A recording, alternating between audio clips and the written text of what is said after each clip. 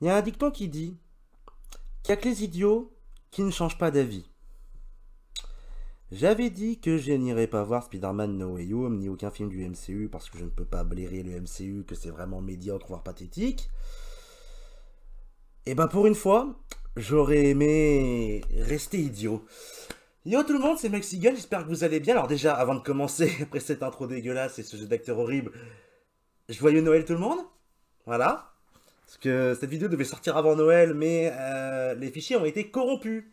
Donc, elle ne sort que maintenant. En plus, c'est vrai que j'ai pas tenu au courant. Mais du coup, là, elle ne sort que maintenant. Et bon, vous avez vu, on va parler de Spider-Man No Way Home. Sorti. Alors, c'est le 16 décembre sur l'affiche, mais l'affiche, elle est indienne. Et si je ne m'abuse, chez nous, c'était le 15 décembre. Voilà, c'était le 15 décembre. Réalisé toujours, comme les deux premiers Homecoming et Far From Home, les critiques arriveront un jour, vous inquiétez pas, par John Watts, un incompétent, un yes man, le plus gros yes man possible de chez Disney, et Marvel Studios du coup, hein, mais Marvel Studios c'est Disney. Euh... Bon, déjà vous avez compris l'avis que j'ai sur ce film. C'est de la merde. C'est... Rien ne va. Dans le scénario, la réal, à part la lumière, rien ne va. Et le peu de choses qui marchent à côté, plan, un ou deux moments d'action, ça vient pas de mais c'est des repris des anciens films. Je sens, vous inquiétez pas, on va s'amuser, mais on va s'amuser. Alors faut savoir du coup que j'ai vu ce film il y a une semaine. Un peu plus, même une semaine et demie. Donc comme j'ai dit, fille était erronée, je vais la refaire maintenant. Du coup, vous avez un avis à froid. C'est pas, je peux vous dire que déjà je faisais pas cette tête quand je suis sorti du cinéma. Alors je souriais pas comme ça, non. Et du coup, ça va être un avis à froid en ayant réfléchi quand même un moment, en ayant parlé en plus avec d'autres. Autant qu'il détestait qu'il l'adorait d'ailleurs. C'était lui d'ailleurs qui le déteste, qui a fait cette petite vidéo dessus. Et je crois qu'on en avait parlé avec un Walgo à qui je fais coucou, qui était un petit peu le pauvre, hein, malheureusement, paumé au milieu, et Kenox, que je salue aussi, qui lui par contre avait adoré le film. Enfin, a adoré le film. Voilà. Je n'irai pas du tout dans son sens, c'est une catastrophe. L'histoire, sans spoiler, parce qu'on a toujours des gens qui l'ont pas encore vu et qui vont aller le voir, c'est les fêtes de Noël, tout ça, on travaille. Hein.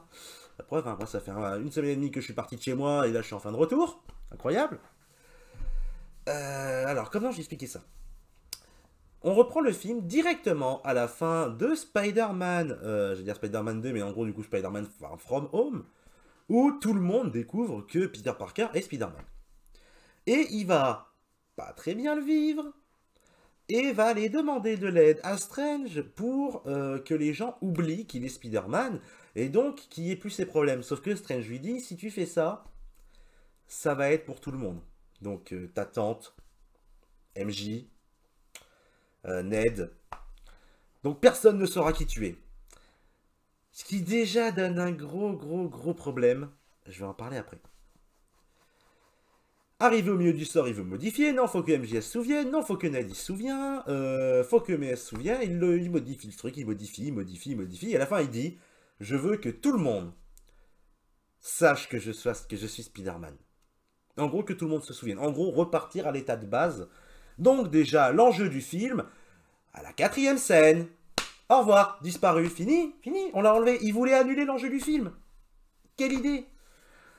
Mais heureusement, nos scénaristes nous ont fait un globi-boulga d'histoire et de théories sur le multivers, puisque on part dans le multivers avec ce No Way Home. Sauf que, comme vous l'avez vu la vidéo d'avant, on parlait de New Generation, ou Spider-Man Into the Spider-Verse, qui était un excellent film, qui savait gérer son multivers.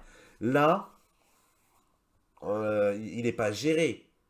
Il n'est pas géré. Ils ont pris le multivers, ils lui ont défoncé sa gueule, ils lui ont craché à la gueule. C'est littéralement ce qui s'est passé. Mais je vais en parler après. Je vais déjà commencer par la partie où on peut en parler comme ça entre nous, même pour ceux qui n'ont pas vu le film. C'est-à-dire tout ce qui va être technique, réel, etc. Et je vais commencer par une chose qui, moi, personnellement, m'a déçu. D'ailleurs, attends, je vais peut-être dire une connerie. Je regarde, c'est toujours lui qui l'a fait. Spider-Man No Way Home. Alors, bougez pas, 2 secondes. Je fais mes recherches en même temps comme d'habitude. Pardon. Covid, non, je déconne. Ah non, désolé, je suis enrhumé, j'ai chopé une crève. Ça a été un petit peu compliqué. Du coup, je cherchais le compositeur. Bah non, j'en ai dit, c'est toujours lui, c'est bien raison. Michael Giacchino, qui est un plutôt, enfin plutôt bon, non, c'est un bon compositeur. Je pense ah putain, comment il s'appelle? Rogue One, The Star Wars Story par exemple, qui était très bien. Les Indestructibles. Alors au moins le 2, je sais pas s'il a fait le premier. J'ai la liste du coup devant parce que j'ai un doute.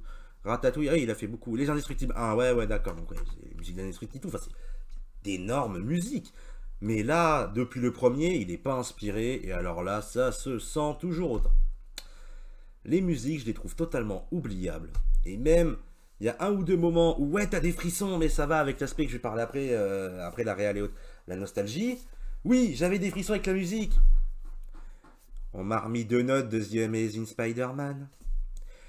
C'est logique que ça va y être, c'est pas du spoil, je veux dire, au bout d'un moment, vous voyez Electro dans la bande-annonce. Ça vient de The Amazing Spider-Man. Enfin, ça crache sur The Amazing Spider-Man. Je veux passer à cette partie, il faut que j'en parle, mais faisons ça proprement, parlons quand même du reste. Côté réal, c'est toujours aussi insipide que les anciens. Le seul qui avait un petit moment de gloire était Far From Home, quand on a la scène où des illusions de Mysterio, en fait, qui détruit un peu le cerveau de Peter, de Spider-Man. Là, il n'y a rien, il n'y a aucun moment il y a ça. Il y a un ou deux plans, d'ailleurs, dont un qui est visible dans une bande-annonce, avec MJ, qui fait penser à The Amazing Spider-Man 2, le destin d'un héros. Le reste, plat. Mais alors, plat. C'est impersonnel, c'est chiant, les combats n'ont aucun rythme, les combats ne sont pas impressionnants. Quand même, faut le faire. C'est un Spider-Man avec des combats qui ne sont pas impressionnants, je veux dire. Juste, au bout d'un moment, Sam Raimi est passé par là. Mark Webb, et pourtant je suis pas un grand fan de Mark Webb. 500 jours au centre, j'ai trouvé ça sympa, sans plus. Ça se regarde, c'est bien. C'est très bon, hein, j'ai pas accroché. The Amazing Spider-Man 1, j'ai pas aimé du tout, mais enfin, même en soi, c'est pas fameux. Par contre, The Amazing Spider-Man 2, j'ai bien aimé, et c'était. Il y a toujours des défauts. C'est pas non plus un grand film, mais c'est mieux fait, bien mieux fait que le premier. Et lui, pour le coup, je l'adore. Voilà. Comme la trilogie Sam Raimi. Parce que oui, je vais faire un petit aparté là-dessus. C'est pas parce qu'on dit qu'un film est une merde que vous n'avez pas le droit de l'aimer. Il y a des films où ce sont des merdes. C'est mal fait, c'est mal écrit, c'est incohérent, la lumière est dégueulasse, le son est inexistant. Il y a plein de choses qui cumulées font que c'est un film qui est objectivement de merde. Est-ce que ça veut dire que vous pouvez dire, enfin que vous pouvez pas dire que vous l'aimez? Bah non. Moi par exemple, je donne une connerie à con. Space Jam, c'est nanar. C'est une série B. Les Looney Tunes contre-attaque, c'est pareil. J'adore ces films. Mais jamais, ce sont des films moyens, voire pour Space Jam, plutôt mauvais. Pas un bon film. Mais je l'aime quand même. Donc vous pouvez dire, j'ai adoré Spider-Man, No Way Home et tout, les révélations, les trucs et tout, oui. Mais ne me sortez pas que c'est un bon film, que c'est un grand film. Ça, c'est faux.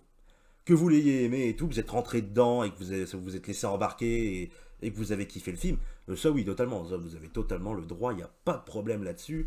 Je suis même content que vous puissiez rentrer et apprécier le film, parce que moi non, pas du tout. Mais ça voilà, ça c'est du tout à chacun. Mais objectivement, un film ça a une valeur. Si c'est mal fait, si c'est à chier, bah c'est à chier, c'est tout. Et là le problème c'est que ce film c'est le cas. Car je disais, voilà, la réelle est impersonnelle. La seule chose où il y a un petit peu de tentative, c'est la lumière. La lumière, pour le coup, il y a des idées. C'est pas tout le temps bien fait, hein, faut dire ce qui est. Mais je trouve qu'il y a 2-3 effets de lumière intéressants, notamment avec les éclairs d'électro. Voilà. Pour le coup, pas de souci. Ouais, sinon je vais pas avoir grand chose d'autre à dire, hein. Le montage, il est pas mauvais. Les scènes, l'enchaînement de scènes est cohérent, c'est plutôt fluide. Mais bon, c'est pas un montage qui casse trois pattes à un canard, mais c'est bon. C'est un bon montage. Pas comme le reste. Bon, ça fait 10 minutes de plainte et autres. Juste avant de finir la partie spoil, je vais juste finir vite fait sur le scénario. Je vais pas spoil, vous inquiétez pas, hein, j'ai dit qu'on finissait par la partie no spoil. C'est incohérent. C'est dégueulasse.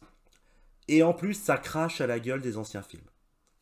Sans vous dire qu'il y a ou il n'y a pas. Bon, après, il y en a, vous savez qui sont là, hein, Bouffon Vert, Auto, enfin, Octopus, simplement. Electro, l'homme sable, on les a vus. On les a vus. Le problème, il est simple. Ils sont ridiculisés. Ils sont ridiculisés dans ce film et je trouve cela aberrant. C'est vraiment craché à la gueule en fait des anciens réals. Ou alors ils sont totalement modifiés et n'ont plus rien à voir avec ce qu'ils étaient à leur époque. Ça par exemple c'est pour Electro. On le voit dans les images, on voit vraiment Jamie Foxx avec une tenue. C'est pas l'Electro des Amazing Spider-Man 2. Mais il y a une explication et c'est pour cela que maintenant nous allons rentrer dans la partie spoil. Merci à ceux qui ont regardé la partie no spoil et qui ne veulent pas elle spoiler. C'est leur droit, pas de souci. Moi, je vous dirai en tout cas à la prochaine et puis prenez soin de vous. Ou revenez voir la suite hein, quand vous aurez vu le film, si vous ne l'avez toujours pas vu. Mais du coup, on va passer à la partie spoil. Et là, on va avoir des choses à dire. Là, ça va être la première fois, j'ai fait 45 minutes. Je ferai pas autant, je ferai peut-être même moins. Probablement parce que je vais peut-être avoir oublié des choses entre temps et je ne peux pas la revoir. L'ancienne, malheureusement. Mais ça va être... c'est une catastrophe. Déjà, je vais commencer... En fait, je vais prendre le film dans l'ordre. Par rapport à mes souvenirs aussi, bien sûr. Spider-Man est connu de tous, mais s'en sort. Ok. Il a des emmerdes pour entrer à la fac. Ok. Là, ça va. On passe à Doctor Strange. Et là, le film, en fait, dérape et part en couille. Parce que on a un sort. Qui, en gros, tu crées une phrase et elle s'applique. Et c'est un sort... C'est un oubli, j'ai envie de l'appeler, c'est un oubliette dans Harry Potter. En gros, ça fait que le monde entier va oublier quelque chose. Et là, Spider-Man veut que tout le monde oublie, enfin, Peter veut que tout le monde oublie qu'il est Spider-Man. Sauf que du coup, il aurait pu MJ, il aurait pu Ned, il aurait pu May, il n'aurait plus personne. Plus Happy, plus rien. À quel moment tu veux que les gens oublient que tu sois Spider-Man? La phrase c'est « Je veux que les gens qui savent que je suis Spider-Man l'oublient. Peter Parker n'est plus Spider-Man. » À quel moment on a dit « Il faut qu'ils oublient Peter Parker » À quel moment? Je veux dire, t'es avec MJ parce qu'elle est avec Peter.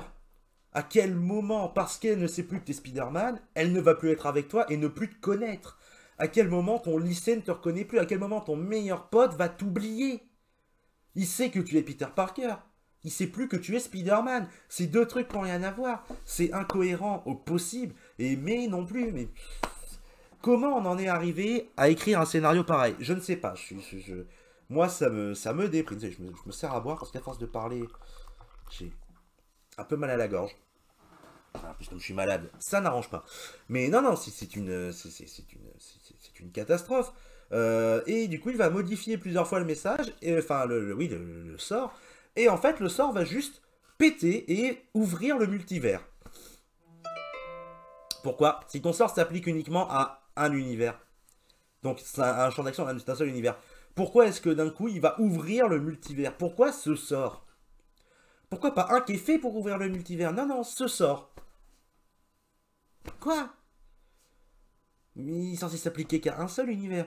Et du coup, ce sort va ramener, en fait, puisqu'à la fin, il dit qu'il veut que tout le monde se souvienne que Peter Parker est Spider-Man, pour pas perdre May et autres, ce qui est toujours, je répète, incohérent. Il va ramener tout le monde. En fait, il va ouvrir une brèche qui va faire venir toutes les personnes sachant qu'il est Spider-Man. Donc ça va faire venir Otto, le Bouffon Vert, l'Homme Sable, putain, j'ai plus son nom, le Lézard qui est dedans, et ce cher, comment il s'appelle, ce cher Max Dillion, dit Electro. Et là, on va s'arrêter sur eux. Je vais faire un par un. Parce qu'il y a des gros problèmes.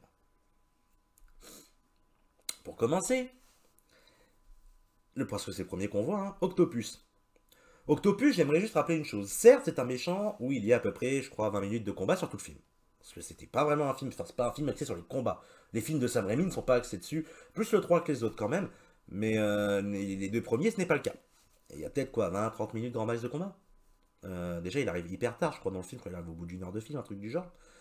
Mais il était badass, il était puissant, il en a fait baver comme jamais. Et là, son combat, il s'expédie en 3 minutes. J'exagère, mais en 3 minutes. Littéralement, c'est... Eh mais attends, ses bras, c'est du robotique. Du robotique, c'est piratable. Je sais pas, il est connecté au réseau Wi-Fi ou...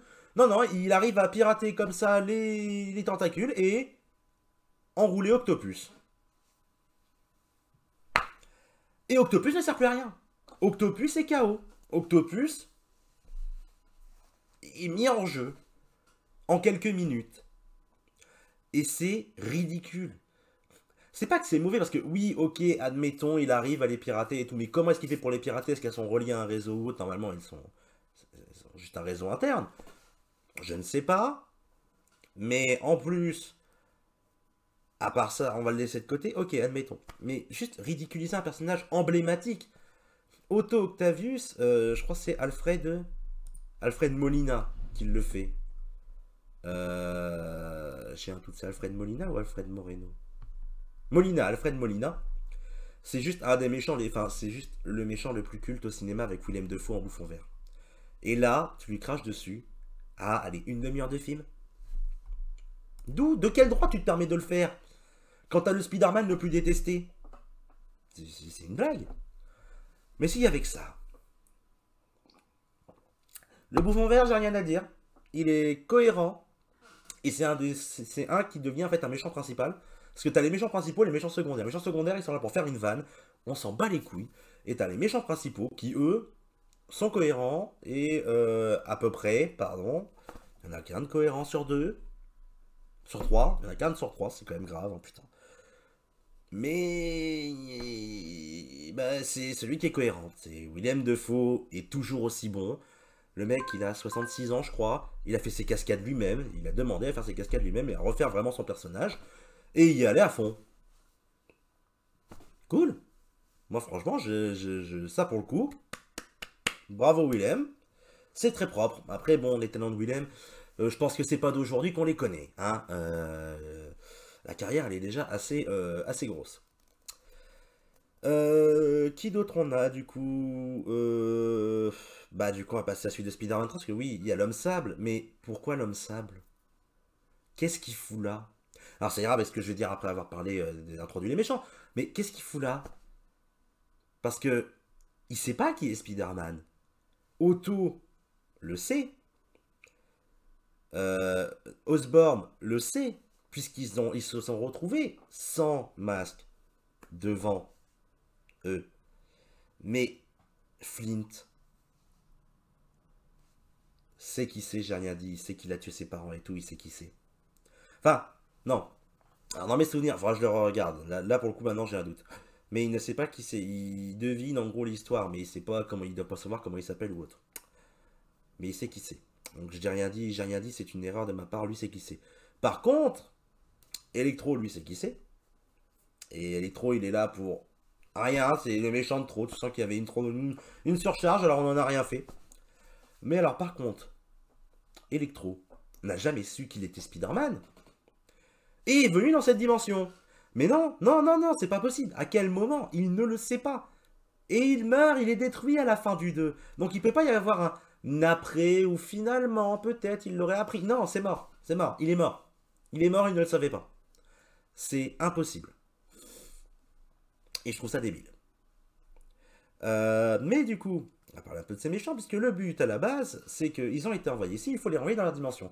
Sauf qu'ils ont tous été récupérés dans les mêmes univers à des timelines différentes. Donc en plus d'être du multivers, c'est du multi-timeline dans le même univers, ce qui est encore plus incohérent, parce qu'à ce moment-là, je peux te ramener des mecs des années 1800 parce qu'il y avait un Spider-Man sorti de je ne sais où. On peut ramener des méchants de partout. En fait, ils t'auraient littéralement surchargé la planète. C'est même pas comment elle s'appelle? Merde. Que New York. C'est toute la planète que tu surcharges à ce moment-là. Et du coup, son idée, c'est ah bah oui, mais si je les ramène dans leur monde, ils vont mourir. Alors faut que je les rende gentils. Ok. Alors, déjà ça marche pas. Osborn était gentil. Certes, tu veux lui enlever la partie bouffon vert. Sauf qu'il a été récupéré quand il était au sol et qu'il allait se prendre le planeur. Donc il va mourir. Otto était redevenu gentil et s'est sacrifié pour détruire sa machine. Sa machine est déjà enclenchée au moment où il est récupéré. Donc il va mourir dans tous les cas parce qu'en fait il va se sacrifier de la même manière. Donc ça n'a servi à rien 2 fois.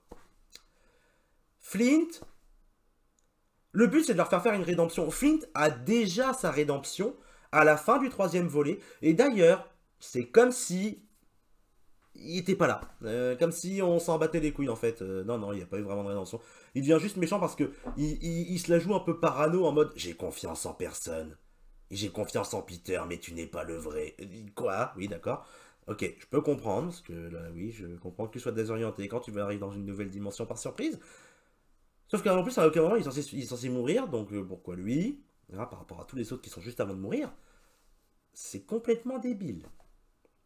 Flint est une erreur à lui tout seul dans ce film. Il ne devrait pas être là, il est juste là pour faire des blagues, parce que, oh là là, un homme sable qui s'assoit sur un canapé, bah ça fait du sable et ça en met partout. Putain, bah quelle vanne, merci. Et faire des jolis effets spéciaux pendant la scène finale sur la statue de la liberté. J'allais dire la tour Eiffel, mais c'est la statue de la liberté. Du coup, après, on a le lézard, Connors. Pareil, sa rédemption est faite à la fin. Quand il se retransforme à la fin du 1, il me semble qu'il reconnaît sa connerie. Donc pourquoi faire sa rédemption puisqu'il va la faire et mourir. Puisqu'il va libérer, d'ailleurs, non, il libère pas lui-même le produit pour sauver les gens. Ouais, je regarde le premier, j'ai des très bonnes souvenirs. Je veux dire, je t'apprécie pas le premier, donc bizarrement, je l'ai pas regardé maintes et maintes fois comme les autres. Mais il me semble qu'il a sa rédemption à la fin. Et Electro ne l'a pas. Ah, c'est le seul méchant qui peut avoir une véritable rédemption. Il n'en a pas à la fin de Amazing Spider-Man 2. Sauf que ce n'est pas l'électro de Spider-Man 2. En gros, l'idée est que l'électro de Spider-Man 2, chauffe tout en électricité bleue, un peu corps humanoïde folklorique, arrive dans notre monde, enfin, dans le monde de Spider-Man No Way Home du MCU, Earth 199999, qui est son nom, et en gros, il va absorber l'énergie, qui apparemment est plus puissante, ok, et qui est jaune, et donc du coup, en fait, parce qu'elle est jaune, il va retrouver un corps humain. Mais pas son corps de Max Dillon de Amazing Spider-Man 2, où c'est vraiment le black, un peu gringalé, geek, avec des boutons et trucs du genre, et tout timide. Non, il devient Jamie Foxx. Genre Jamie Foxx, carrure, baraque, longue beubare, tout ça, quoi. Le Jamie Foxx badass. Pourquoi? À quel moment? Et parce qu'il devient ça, alors que même quand il était en électro dans le 2, et je rappelle que donc là on le récupère à la fin de Amazing Spider-Man 2, juste avant qu'il meure. Lui, qui déjà je rappelle ne sait pas qui est Peter Parker, et il le dit dans la scène finale, il le dit quand il voit la tête d'un des Spider-Man, qu'il ne sait pas qui il est, et qu'il ne le voyait pas comme ça. Donc comment le sait-il? Surprise, c'est pourquoi pas, écoute, voilà, c'est comme ça. Et du coup, ce n'est pas le même, parce qu'en plus, il a même pas la même ambiance. Ils en ont fait un comique qui sort des petites vannes et tout, un peu street, dans le parler, hein, seulement pour le côté street, mais il y a vraiment ce côté, genre voilà, c'est le beau gosse black qui n'a rien à voir, il est plus timide, c'est un gros déconneur, c'est pas le même électro. Même le design n'a rien à voir, il est plus proche de celui des comics. Mais je m'en fous. Parce que tu veux adapter The Amazing Spider-Man 2. Donc mets The Amazing Spider-Man 2. pas les comics. C'est deux choses différentes, c'est deux univers différents, c'est complètement con. Donc même là, où tu peux faire une rédemption, déjà il n'est pas censé être là, et en plus il est incohérent avec tous les restes. Et dans tous les cas, ils vont revenir chez eux, ils vont crever, ils vont clamser, ça ne sert à rien de les sauver. Vous pensez quoi, que les mecs qui vont arriver, être sauvés et faire « Eh, du coup, je suis content de mourir parce que du coup j'ai fait ma rédemption. » Non, ils vont juste se dire que s'il vous plaît, maintenant je suis gentil, me tuez pas, quoi. Vas-y, on a été sauvés. On était des gentils à la base, on a été sauvés hors de... Pourquoi? Bordel de merde. C'est de la merde, c'est de la merde, c'est écrit avec le cul. Je suis désolé, c'est blindé d'incohérence. C'est pareil. Là, on part dans l'inutilité, maintenant qu'on a fini avec ces persos-là. Les Spider-Man, parce que oui, on a Tom Holland. Mais évidemment, on a mis quoi? La saga Tobey Maguire, la saga Andrew Garfield. Voilà, moi, j'appelle ça la Sam Raimi, la Mark Webb. Beaucoup de gens les tiennent par rapport aux acteurs. Donc, qu'est-ce qu'on a remis? C'est un secret de polichinelle au bout d'un moment. On a remis Tobey Maguire et on a remis Andrew Garfield. Qui ont fait passer le temps. C'est-à-dire qu'il a pris 19 ans, Tobey Maguire, il a pris 19 ans depuis le premier film. 2006, hein, je crois, donc 2006, ça fait 15 ans. Il a pris 15 ans depuis Spider-Man 3. Andrew Garfield, je crois que c'est 2012, j'imagine Spider-Man 2. Je vais regarder parce que j'ai un doute. j'imagine Spider-Man 2. C'était 2014, pardon, 2014. Et donc le premier, il était en... Et le premier était en 2012, voilà, donc 2012-2014. Donc 2014, il a pris 7 ans. Ok, très bien, vous avez pris 7 ans, donc c'est pas les mêmes, et vous connaissez les méchants et tout, mais ils n'ont pas changé. Il y a des petites évolutions, mais pas tant que ça. Tobey Maguire est toujours le petit timide qui est là. Salut. Juste maintenant, il est avec MJ. Avec Mary Jane, hein, pas Michelle Jones. Ça serait bizarre sinon, mais... Oh mon dieu, trop d'images à cauchemar dans ma tête. Mais... non, il est avec Mary Jane. Mais c'est tout, ça n'a rien changé. Peut-être des enfants à la limite, mais ça n'a rien changé. Andrew Garfield, il s'est remis du deuil de Gwen Stacy, même si en fait pas vraiment. On le voit dans une scène quand il doit sauver MJ. Michelle Jones, parce que sinon, putain, on va se mélanger maintenant, c'est génial. Où en fait, du coup, tu vois que là, il finit vraiment son deuil, mais en fait, il a juste continué Spider-Man. Il est le même Spider-Man, petite araignée sympa du quartier, toute gentille. Il n'y a pas un iota de modifié. Tu sais, il aurait pu devenir, je sais pas moi, plus sombre, dans le sens violence, comme il aurait pu devenir un peu dépressif. Ça me fait penser à Peter B. Parker de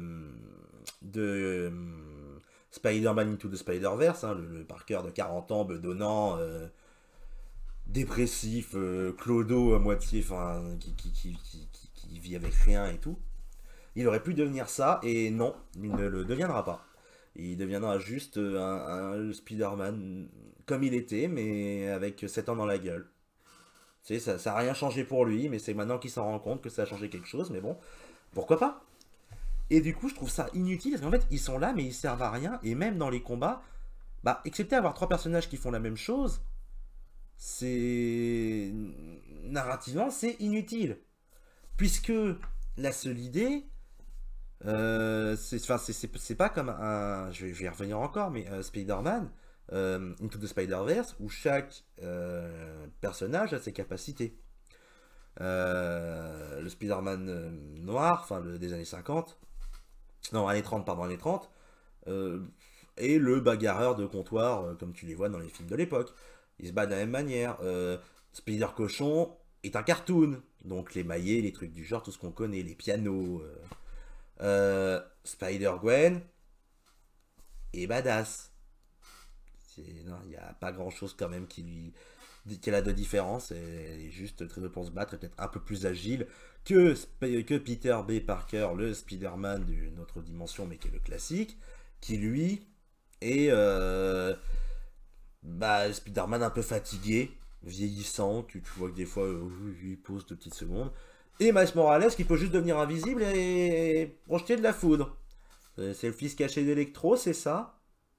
Non, j'ai rigolé. On ne lance pas les théories, sinon on est mal barré. Hein. on est très mal barré.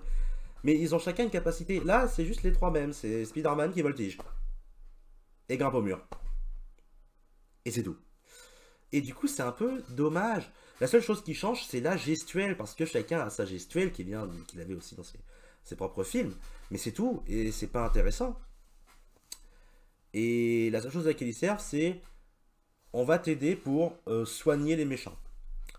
Parce que, alors, Otto, c'était déjà fait. Otto, il a trouvé comment faire. Peter Parker, il est arrivé, il l'a piraté, en fait, tout simplement, il a créé une puce inhibitrice, au revoir. Flint, bah, ok, oui, ils ont changé Flint. Bon, il n'avait pas besoin d'être changé, ce qui était, je rappelle, de base déjà gentil. Et ce film lui a juste craché à la gueule du film de Sam Raimi. Parce qu'il faut pas faire, parce que les gens ont pas aimé, alors du coup il faut faire ce que les gens veulent, et normalement c'est un méchant, alors on le refait venir méchant, mes couilles. Prenez un autre Flint à ce moment-là. On a, comment il s'appelle, Electro, il a déjà la solution, hein, un système pour lui pomper son énergie, en fait, tout simplement, qu'il ait juste l'énergie d'un humain basique. Et qui d'ailleurs, plus de ça rien, parce qu'il a dit lui-même qu'il ferait juste que retomber dans une cuve, en fait, plus tard, donc ça reviendra au même. Ce qui est encore plus incohérent de ne pas vouloir le tuer, débile. Tous les autres sont morts, mais non, lui, non, faut pas. Du coup, il nous reste le lézard. Là, c'est Andrew Garfield qui a dit hey, je l'ai déjà fait, je peux m'en occuper. Et le bouffon vert, où là, c'est Tobey Maguire qui dit ça fait quelques temps que je pense à faire un sérum pour sauver Osborn. Je vais te rappeler une chose, Toby. Tu es, que je me trompe pas, oui, voilà, 19 ans. Oui, 19 ans, après la mort d'Osborn.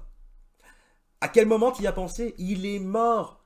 Et même si vous me dites, mais c'est pour sauver Harry, déjà Harry n'a pas réagi de la même manière, il a juste pris la force et un côté un peu énervé. Mais j'aimerais juste vous rappeler une chose.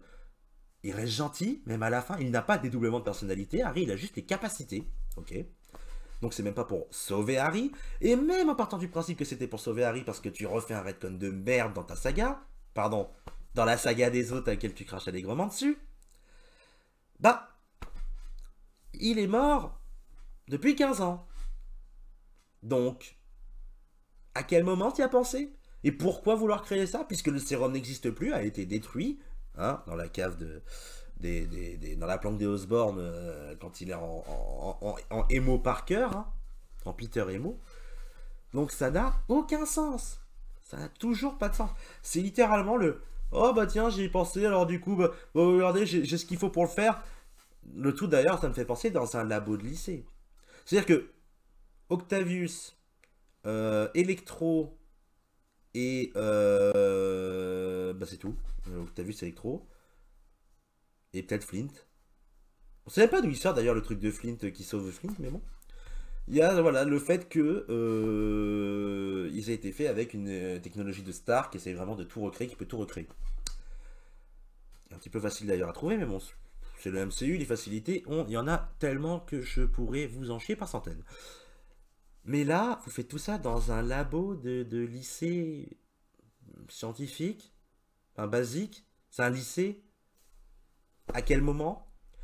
Parce que putain, s'il fallait vraiment que tous les produits que tu peux trouver dans un lycée pour sauver tous les méchants de la planète, putain, va falloir embaucher des lycéens hein, chez les flics hein, pour aller régler les problèmes. Parce que là, franchement, on a tout ce qu'il faut. Hein. C'est débile. C'est débile. Et encore une fois, c'est pareil. On les a battus avec des produits venant d'un lycée. On a ridiculisé les ennemis des premiers Spider-Man. Et ça, je supporte pas. Parce que tu veuilles les reprendre pour les intégrer à ton univers, parce que ça te fait une simplicité, ils sont déjà préétablis et autres. Ok, très bien. Je veux bien. Que tu craches à la gueule des films que tu n'as pas fait, qui ne sont pas de ta saga, parce que c'est les anciens et qui sont finis, bah, et qu'ils sont finis tous en queue de poisson. Non, mes couilles en fait. Ça marche pas, ça. C'est mort. Non, non. Merci John Watts. Merci Sony, parce que c'est quand même une grosse partie pour Sony. Hein. Il n'y a pas que Disney. Mais putain, mais quelle bande de blaireaux, mais des blaireaux débiles. Tout ce film est débile. S'il n'y a rien qui va. Je comprends pas. Je suis désolé, je ne comprends pas. Puis alors, le mettre du côté des méchants en enfermant Strange dans la dimension miroir avec les toiles et tout pour qu'il reste bloqué 12 heures dedans, c'est pas ce que je veux voir. C'est quoi le but? Vous teasez un Civil War 2? Ce sera plus Captain America, mais Spider-Man Civil War? Ou Doctor Strange Civil War? Ça n'a aucun sens. Pourquoi les faire aller à l'encontre l'un de l'autre? Et d'ailleurs, le truc con, s'il peut un petit peu lui-même modifier le sort Strange, sans pour autant que ça casse tout si tu fais genre qu'une phrase, pourquoi est-ce que Strange ne pourrait pas modifier, puisqu'à la fin du film, tout le monde oublie que Spider-Man, que Peter Parker existe tout court, pourquoi est-ce qu'il ne s'enlève pas lui pour refaire une réinsertion dans le monde? Non, non, même lui va l'oublier, voilà, tout le monde l'oublie, au revoir, merci cordialement Spider-Man, The Bee. On l'oublie. Et d'ailleurs, en parlant de la fin, j'ai oublié un petit passage. Pourquoi est-ce que j'ai dit que le Bouffon Vert est juste le meilleur? Bon, pour moi, un peu le meilleur méchant de toutes les sagas réunies. Mais celui le mieux traité là, parce que c'est le seul qui fait une action qui donne un enjeu. Il tue Tante May. Alors, ok, il tue Tante May. Très bien. Mais ça apporte quoi, à part que du coup il se retrouve tout seul. De toute façon, de base, il était avec MJ. Donc il va finir avec MJ. Non, bah non, parce qu'on lui fait oublier MJ, on lui donne son petit appart. Mais surtout, elle lui fait apprendre au 3e film qu'un grand pouvoir implique de grandes responsabilités. C'est-à-dire que vous avez fait une saga qui n'avait pas d'enjeu, où votre Spider-Man était un peu ridicule parce qu'il n'avait pas d'enjeu et toutes ces emmerdes se réglaient en 2 secondes avec des blagues, ou alors quand il commençait à y avoir un problème, on le passait sous silence entre 2 films, de manière que, voilà, on n'ait pas à le traiter, et puis bah ta gueule c'est réglé, hein. Quand t'es revenu c'est réglé, c'est bon, t'as loupé une petite engueulade, voilà, ils sont mis des pichenettes sur la joue, là comme ça pour s'engueuler, c'est fini. Non, là maintenant... on vient de lui apprendre qu'un grand pouvoir implique de grandes responsabilités au bout de 3 films, ce qui veut dire que techniquement, oui, Ben existe et est mort avant même Civil War, mais sa mort n'a servi à rien, et juste pour dire « Hey, regardez, c'est comme les anciens, vous avez vu, sauf que vous l'avez pas vu, il n'a eu aucun impact pour vous, mais c'est déjà fait, ta mère. » C'est son but de lui apprendre ça. Non, non, non, non, on s'en bat les couilles, voilà, ça ne sert à rien, laisse tomber. C'est May qui lui apprend avant de mourir. Et donc à la toute fin, Spider-Man se retrouve tout seul. De A à Z.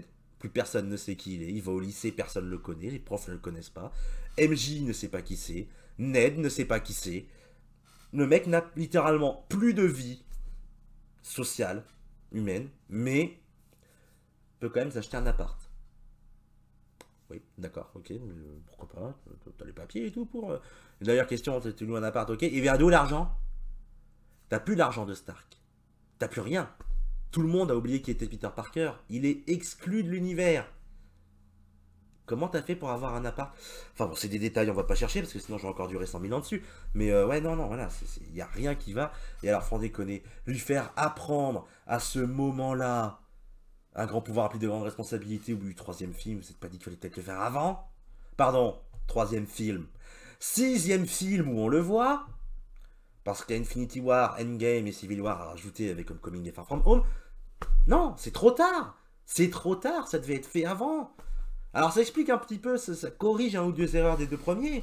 Mais je veux pas qu'on corrige les erreurs des 2 premiers. Il y en a trop. Même si le 2 est meilleur, hein, qu'on soit clair. Voilà, le 2, j'ai pas aimé autant que Homecoming. Mais il était meilleur, par contre. Non, là, celui-là, par contre, il est juste pire que les 2 autres. Hein. C'est pas compliqué, c'est le pire Spider-Man possible. Comment je vais dire ça? Objectivement, de par la technique et la réal, c'est le plus mauvais. Parce qu'en plus, c'est du foutage de gueule, puisque comme je l'ai dit avant, il y a 2-3 scènes qui ont une petite tentative. Elles viennent des autres films. Genre, 1 ou 2 moments de tentative, c'est... le sens, sa petite antenne, comme ils disent, qui se réveille quand il sent que Osborn redevient le Bouffon Vert. Et on a vraiment le transtra, c'est-à-dire un zoom avec un travelling ou un dézoom avec un travelling, qui va sur lui. Mais le problème, c'est que tu te dis, ouais, ok, il y a une idée, c'est intéressant. Après, du coup, on a un petit côté 3D où la caméra se regarde, se déplace, en gros, vers les autres personnes. Ça s'appelle Spider-Man 1, et quand il découvre son sens d'araignée, quand il se bat contre Flash au début du 1er film. Vous l'avez déjà fait. Vous l'avez déjà fait. Vous vous foutez de ma gueule. Vous avez pompé Sam Raimi. C'est original. Les gens qui me disent que j'ai vu ça. Mais non, regarde, il y a des idées là, oui. Pomper sur d'autres. Et pareil, le plan, le ralenti, la descente et autres est très intéressante sur la chute d'MJ. Ce sont les plans de la mort de Gwen Stacy. C'est juste pour, voilà, avoir le même plan avec Andrew Garfield qui va attraper du coup cette fois MJ. Et ça va marcher. Ça va la sauver. Et ça lui fait un peu la fin de son deuil. Très bien, je suis pour. Mais pareil, quand les gens me disent c'est original, non, non, non, non, non, ça se faisait. Il y avait même déjà des plans similaires dans la saga Sam Raimi. Alors de par le style, le rythme et autres, celle de Mark Webb était quand même un peu différente. Mais là, c'est vraiment la même chose que Mark Webb. Donc c'est du foutage de gueule. Je suis désolé. Donc au bout d'un moment, voilà, moi, un film qui veut m'entuber comme ça, jamais je dirais que c'est un bon film, c'est impossible. Je peux pas dire que c'est un bon film quand le film se fout de ma gueule, crache à la gueule de tous les autres films qui ont été faits avant, c'est mort. Si, bah, sauf les siens, bien évidemment, il ne crache pas sur les siens. Donc voilà, c'était ma petite critique. Je parlerai même pas du fait que Spider-Man d'ailleurs, enfin que Tom Holland essaye de tuer le bouffon. Je veux dire, c'est bon. J'ai pas besoin de l'expliquer. Vous savez tous comment ça va finir. C'est Spider-Man, il doit être gentil, alors du coup, il va pas le tuer. Parce que lui, qui pour le coup était vraiment à deux doigts de vriller, et qui donc lui aurait pu faire ce que par exemple ils n'ont pas fait pour Andrew Garfield, bah pour qu'il soit comme les deux autres Spider-Man, ça n'arrivera pas. Et d'ailleurs, à un moment, j'ai cru qu'ils allaient nous faire le troll ultime. Ils ont été sympas, ils l'ont pas fait. J'ai cru qu'ils allaient tuer Tobey Maguire à la fin, quand il se fait planter par le bouffon. Mais finalement, non, ils l'ont pas tué quand même. Oui, merci, un peu de respect. Parce que je sais que Sony l'a encore mauvaise après Sam Raimi. Et en plus, Sam Raimi revient dans la saga, puisqu'il va faire Doctor Strange 2 Madness of Multiverse. Et franchement, non, non, juste non en fait. Si vous crachez à la gueule du gars, alors qu'en plus vous l'embauchez à côté, oui, c'est Marvel et pas Sony qui l'embauche. Mais genre, je sais que vous avez un problème avec lui, Sony, mais calmez-vous. Mais bon, ils se sont calmés, ils n'ont pas tué Tobey Maguire. C'est déjà ça. À côté, pour finir, je sais, ça fait 3 fois que je dis pour finir, mais là, je finis là-dessus, promis. Les scènes post-génériques. La seconde, j'en parlerai pas. La seconde, littéralement, c'est une bande-annonce pour Doctor Strange 2. Excepté le fait que les plans m'ont l'air un peu bateau, pas très bien choisis, et que c'est vraiment du pur teasing, hein, il n'y a pas vraiment grand-chose et autres. Pour le coup, je vais pas en parler. Vous irez voir les meilleurs plus, il y a des bandes annonces sorties. Je sais pas si c'est la même du coup qui est sortie, mais il y en a qui sont sortis. Donc bon, voilà, si vous voulez voir ce que donne ce que pourrait donner le film de Sam Raimi, vous allez voir ces bandes annonces. La première, en revanche, est sur Eddie Brock de Tom Hardy, joué par Tom Hardy, et Venom, qui sont arrivés, je sais plus où, au Mexique, enfin chez les Latinos, qui en gros essayent de comprendre leur univers, parce que à la fin de comment il s'appelle, de Venom, Let There Be Carnage, ils sont transportés dans l'univers du MCU. Là, ils viennent. Que d'ailleurs, déjà, je trouvais un peu incohérent au début parce que. Alors, j'ai pas vu Venom 2. Mais je trouvais ça incohérent du fait qu'il ne sait pas qui est Spider-Man, parce qu'il n'y a pas de Spider-Man dans son univers. Et on m'a dit. Alors, attends, c'était. Non, je l'ai vu, je crois. Oui, c'était une vidéo de Durandal et de. C'est Clatman, je crois qu'il s'appelle le youtubeur. Je sais plus, désolé si j'écorche ton prénom, en tout cas, je vous salue tous les deux, la vidéo était très sympa. Où il disait qu'en fait, dans Venom 2, à un moment, il dit que tous les symbiotes, tous les Venom de tous les multivers, d'ailleurs, ça sort un peu de nulle part, ça c'est pareil, étaient connectés. Donc en gros, Venom sait qui est Peter Parker et Spider-Man, de par des multivers reliés en eux d'une manière incohérente. Donc là, pour moi, quand on me dit, ouais, mais ça explique le truc, non, ça n'explique rien, c'est du bullshit, enfin c'est... Oui, ok, oui, si, ça explique parce que c'est la version officielle, mais c'est mal fait, c'est mal écrit, ça sort de nulle part, c'est complètement débile. Et surtout, c'est incohérent. Parce que si tous les multivers, donc multivers Marvel, c'est films, jeux vidéo, comics, la totale, savaient qu'il était Peter Parker, les autres comics n'auraient pas besoin de cela. Ils le sauraient tous dès le premier comics déjà qu'il est Peter Parker. Alors c'est pas le cas. Donc c'est débile. Voilà. Et en plus, du coup, ça finit sur une vaste là, puisque donc on nous a introduit Venom dedans, mais Venom disparaît, hein, il retourne dans son monde à la fin du film, comme tous les méchants et autres. Hein, à la fin du film, c'est clairement tout le monde retourne dans son monde, sauf ce monde-là parce qu'ils y sont déjà. Mais alors que ça récupère tout, hein, tout se barre pour tout le monde. Hein, il n'y a pas des petits bouts de morceaux de quelqu'un ou autre qui reste là. Par miracle, il y a une goutte de Venom qui s'est échappée du truc, je sais pas comment, de la téléportation dans son univers, et qui est resté sur le comptoir, qui va créer un Venom dans l'univers du MCU. Vous saviez que le coup de la comète, pardon, de la comète qui atterrit sur Terre, vous pouviez très bien le refaire. Hein. C'est pas un problème, hein, c'est pas grave hein, de refaire. Hein, si vous faites différemment et que c'est bien fait. Même si c'est pas trop original, vous refaites de nouveaux plans, de nouvelles manières, un nouveau thème et autres, ça restera bien, ça restera valable. Non, non, on n'a pas envie de se casser le cul, Sony en a fait un, donc allez hop, MCU, c'est parti. Bordel de merde. Enfin voilà, vous savez quoi, c'est pire, c'est que j'ai réussi à durer plus longtemps de 1 minute que l'ancienne vidéo. Enfin bon bref. Du coup, merci à tous d'avoir regardé cette vidéo. N'hésitez pas à mettre un j'aime ou un j'aime pas si vous détestez qu'on crache sur ce film. Je vais m'y habituer à force, ne vous inquiétez pas. À mettre un petit commentaire, à vous abonner bien évidemment, activer la cloche pour voir les prochaines vidéos.